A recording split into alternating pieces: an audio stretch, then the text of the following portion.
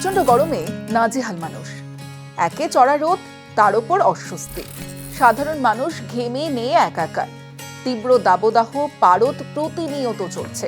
এই গরমে শরীর খারাপ হওয়ার সম্ভাবনা থাকে বেশি। সবার আগে ডিহাইড্রেশনের সমস্যায় ভোগেন মানুষ। অজান্তেই শরীরে জলের ঘাটতি হয়ে যায়।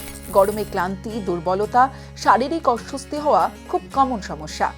তাই এই গরমে প্রত্যেককে সাবধানে থাকা জরুরি। শুধু জল খেলে এই আবহাওয়ায় ডিহাইড্রেশনের সমস্যা এড়ানো সম্ভব নয়। মানতে হবে বেশ কিছু নিয়ম, সঙ্গে মাইগ্রেনের সমস্যাও থাকে। কি করবেন? আমি তমশ্রী আজ দেব সেই টিপস।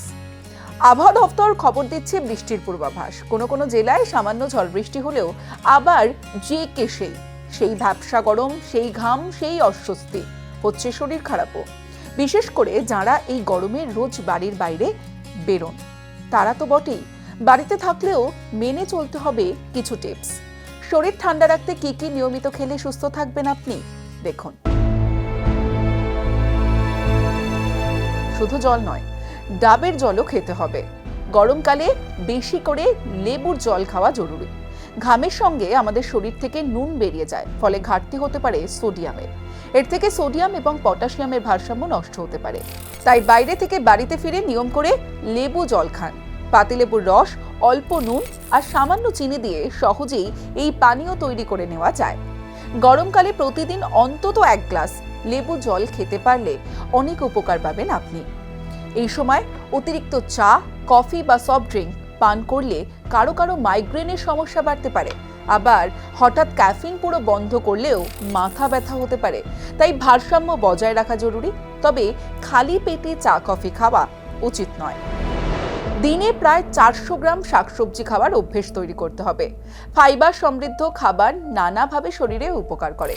অতিরিক্ত চিনি, মিষ্টি, চকলেট, চিজ খেলে মাথার যন্ত্রণা বেড়ে যেতে পারে আপনার। তাই এইগুলো এড়িয়ে চলুন। রোজ একটা শসা খাওয়া জরুরি। চাইলে একটার বেশিও খেতে পারেন। সামান্য বিট নুন দিয়ে খেতে পারলে ভালো। এছাড়া টক দইয়ের সঙ্গে মিশিয়ে রায়তা বানিয়েও খেতে পারেন শসা। শসার মধ্যে জলীয় উপকরণ রয়েছে প্রচুর পরিমাণ। তার ফলে এই ফল আপনার শরীর হাইড্রেটেড রাখবে এবং শরীর ঠান্ডা রাখতেও সাহায্য করবে।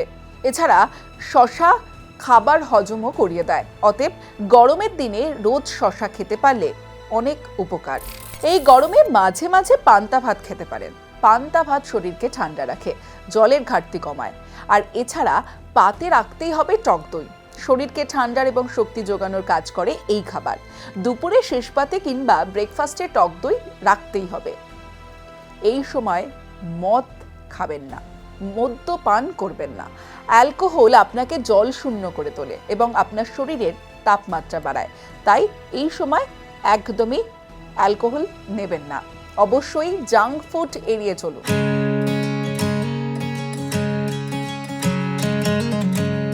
তীব্র রোদ ও গরম অনেকের ক্ষেত্রে মাথা ব্যথা বাড়াতে পারে। তাই দুপুরের কড়া রোদে দীর্ঘ সময় না থাকার পরামর্শ দিচ্ছেন চিকিৎসকরা।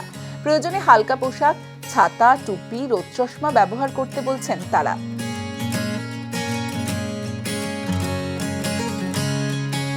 ঘন্টার পর ঘন্টা ফোন বা কম্পিউটার ব্যবহার করেন, কিন্তু উজ্জ্বল আলো ও দীর্ঘ স্ক্রিন টাইমও মাইগ্রেনের সমস্যা হতে পারে।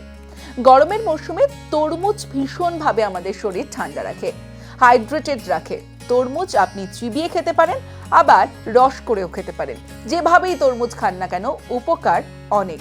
এই ফলের মধ্যে প্রচুর ভিটামিন এবং মিনারেলস রয়েছে, যা আমাদের শরীর স্বাস্থ্যের পক্ষে ভালো।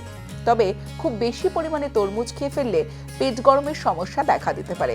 তাই সতর্ক থাকুন, গরমে ভালো থাকুন। আর এই রকম আরও টিপস পেতে অবশ্যই দেখতে থাকুন নিউজ 18 ডিজিটাল।